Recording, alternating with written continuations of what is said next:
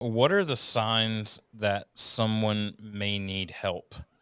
Right, we've established like, hey, this could be a pattern, it could be episodic, it could be circumstantial. But if what are the signs if people are kind of self-evaluating? What are the signs that they can kind of be looking out for to say, yeah, I think I need to talk to someone, I think I need to speak with my doctor, etc. Absolutely. Along those same lines of functioning, one of the first things to go is social. So when people begin to isolate, that's one of the precursors to so many of the other criteria that we're looking for. Yeah. Because once people begin to isolate, what do they do with themselves? They Yeah. ruminate mentally, they cycle through the same dysfunctional thoughts a lot of times because they don't have any other interaction, Mm, or they self wow. medicate with food, or they starve themselves, which produces that lack of either weight gain or weight loss.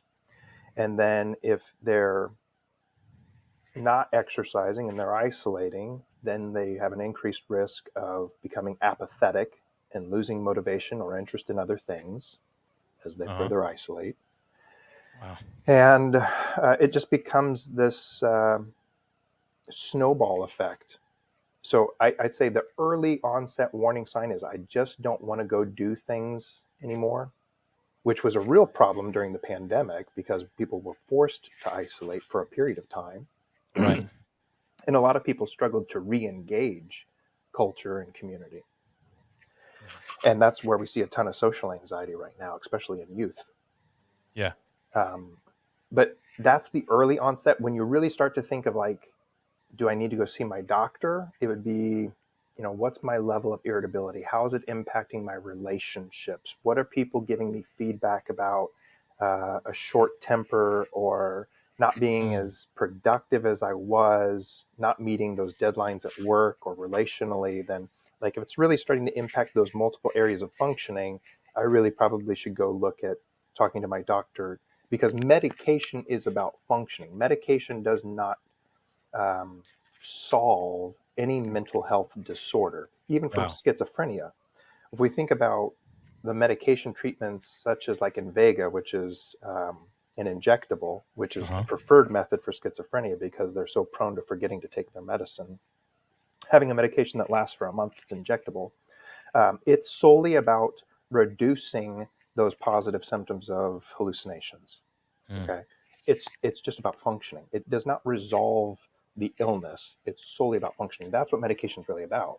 And then that's why I'm such an advocate for people to not only take a medication when it's clinically appropriate, but they really need to pursue counseling yeah. to figure out like what are those other things that I need to change within my control socially, um, from self-perception standpoints or trauma backgrounds, and medication's not going to change any of that.